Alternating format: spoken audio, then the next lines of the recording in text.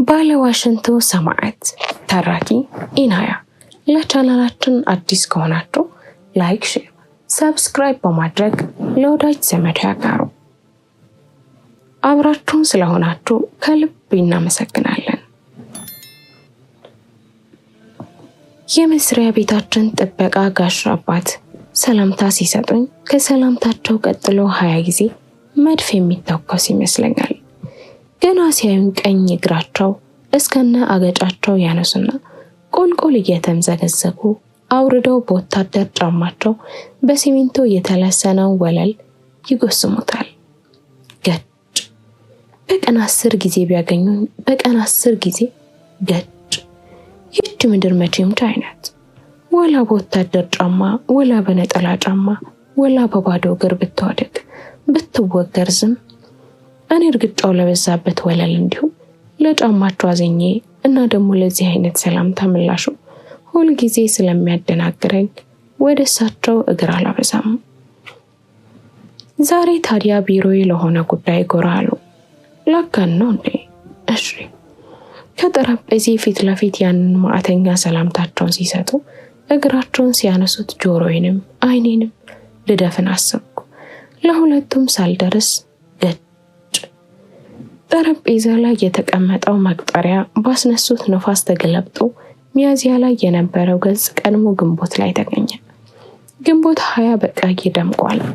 ስራ የለም ማለት ስራ ላላቸው ስራ ዝግ ነው። ስፒሎች ጠረጴዛው ላይ እንደ ሰፌድ ያለ ቆሎ ተንቀረቀቡ። ወረቀቶች በእርጋታ ተንቀሳቀሱ። ጋሽ አባተ ገና ሳይቀመጡ ጉዳያቸውን ጨርሰው ሲወጡ ይህን ሰላምታ ይደግሙብኝ ይሆን ብዬ አሰብኩ። ወታደሮች ሰላምታቸው እንዲህ ኃይል የሚበዛበት ለምንድን ነው? ዞሮ ዞሮ ሰላምታውን የሚያቀርቡት ለወዳጅ ነው። ሰላምታ ከእጅ መርዶ እንዲህ በእግር ሁሉ መሬት እንደደቃ በሚደረግ እንቅስቃሴ መደረጉ ሰላምታ የሚያቀርቡለትን ሰው ብትፈልግም በሰላም ካሰኘህም በነገር ሞክረኝ የሚል መልእክት ያዘለ ይመስለኛል። ጋሽ አባተ ሰላምታቸውን ጨርሰው በተጠንቀቅ እንዳቆሙ የመጡበትን አሳወቁኝ። በእውነቱ ሀገራችን ኢትዮጵያ ተሻሽላለች።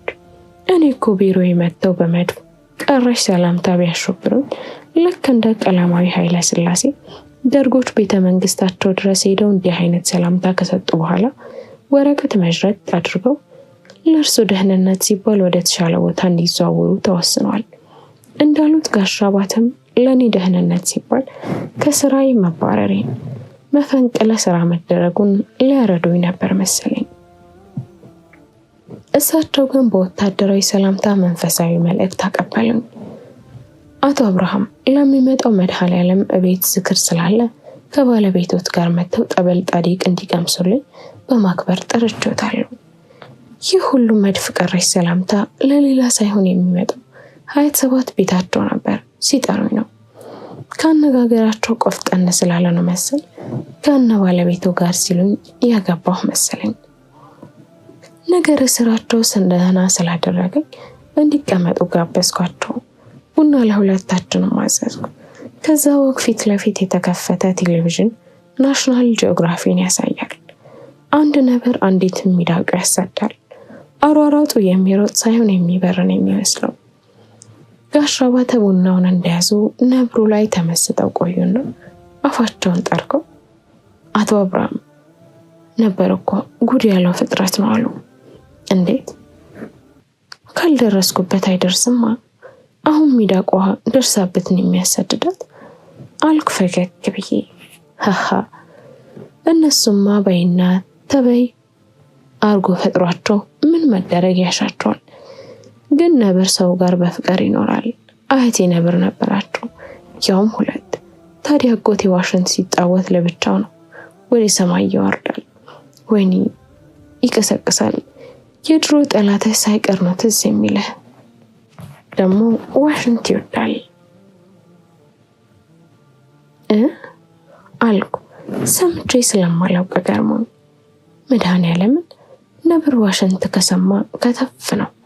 ዋሽንት ተጫዋቹ እግር ስር እንደ ድመት ቁጭ ብሎ በትዝራ ራሱን እየነቀነቀ ይሄዳል። ሰምቼ አላውቅም ይሄንን። አዎ እኔም ያወቅኩት አጎቴ ሲሞት ቀብሮ ላይ ነው አለና ተከዘ። ባለ ዋሽንቱ አጎቶ ናቸው የሞቱት? አዎ። በምን ምክንያት? በዚህ በዋሽንት ጠንቅ። እንዴት አልክ የበለጠ ለወሬ ጓጉቼ። አንድ ቀን ከብት ከሚያግድበት ሜዳ ቁጭ ብሎ ዋሽንት ይጫወታል። አጎቴ ደግሞ ጥሎበት ዋሽንት ሲጫወት አይኑን ጨፍኖ ነበር። ተጫውቶ ፋታ ሊወስድ አረፍ ቢል ከጎኑ አንድ ነገር ጎኑን ነካ አረገው። ቧጭር ቧጠጥ አረገው። ዞር ቢል አህያ የሚያህል ነበር እንደ ደህና ወዳጅ ጎኑ አረፍ ብሎ በፊት እግሩ ነበር ለካስ የነካው። በስመ አብ! እሺ የእውነት ገርሞኝ ነበር። ከዛም አጎቴ ገርሞት ሲያፈጥ እንደገና በእግሩ ዋሽንት የያዘ እጁን ነካ አደረገው። ምን ነካ? ተጫዋች እንዲያታቋርጥ ማለት እኮ ነው። አጎቴ ነብር የጠራ ችሎታው አኩርቶት እንደገና ዋሽንቱን አስነሳና አስረቀረቀው። ነብሩም አጎቴም አይናቸውን ጨፍነው በዋሽንቱ ድምፅ ተመስጠው ቆዩና አይናቸውን ቢገልጡ ሌላ ነብር ተገትሮ ይህኛው ደግሞ ከመጀመሪያው ይገዝፋል። አጎቴ ደነገጠ። ዋሽንት መጫወቱን ሲያቋርጥ ነብሮቹ በቁጣ ይግረመረማሉ። አጎቴ ታዲያ እንዳይጫወት ደከመው። እንዳያቋርጥ ነገር የነብሮቹ ቁጣ። እንደምንም ይህን ዋሽንት ሲነፋ ድምፁን ቀነስ ሲያደርግ ነብሮቹ ያግረመርማሉ። ሲነፋ አሁንም ሲነፋ ትዝታ።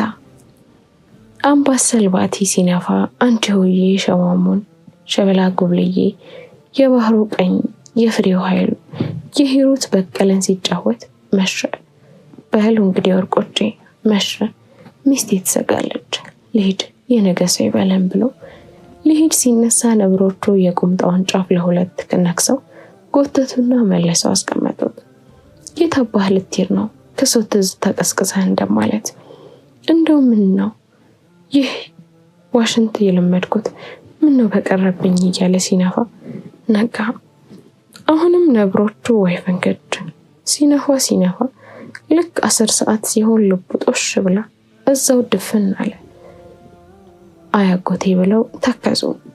አጎታቸው መድረክ ላይ የሞተ ለሙዚቃ የተሰዋ ሰማዕት መስሎ ታየኝ። ወሬውን ጨርሰው ስብናውን አመስግነው ጸበሉን እንዳይቀይር አሳስበውኝ ፊት ለፊቴ ሳሙና ገጭ። ቀን መቁጠሪያው ወደ ሚያዝያ ተመለሰ። እርግጫ የወሰደውን ቀን እርግጫ መለሰው። ከወዲያኛው ክፍል የጸሐፊው ፍሬ ዘውድ ኮምፒውተር ሁሉም ይዘፍናል።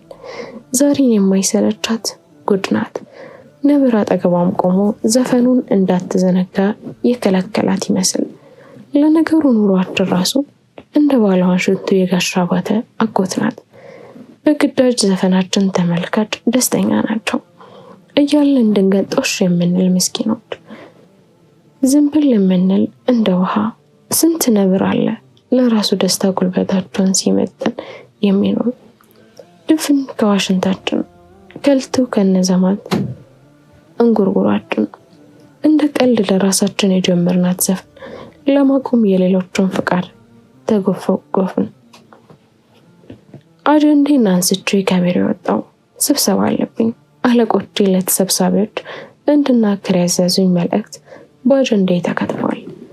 ነባሮቹ በቃ ካሉኝ መስማት የሚፈልጉትን ዘፈን ስደጋግም መኖር አይቀርም።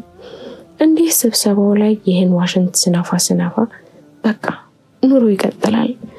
በባለ ዋሽንቶችና በነብሮች መንደር አንዱ አለቄ ጠገብ ብሎ አይኑን ስገልጥ ሌላው በሌላ ዘፈን ከበላይ ተከምሮ ንፋ እያለኝ በምን ቀን ነው ይህን ዋሽንት እንነት የተለመድኩት? ባለ ዋሽንቱ ሰማዕት እኔም ነኝ፣ ህዝቤም ነው። ቁጭ ብለን የሰቀል ነው ቆመን ማውረድ የተሳነን እኛ ነን። ተፈጸመ። ቻናላችንን ላይክ፣ ሼር፣ ሰብስክራይብ በማድረግ ቤተሰብ ይሁኑ።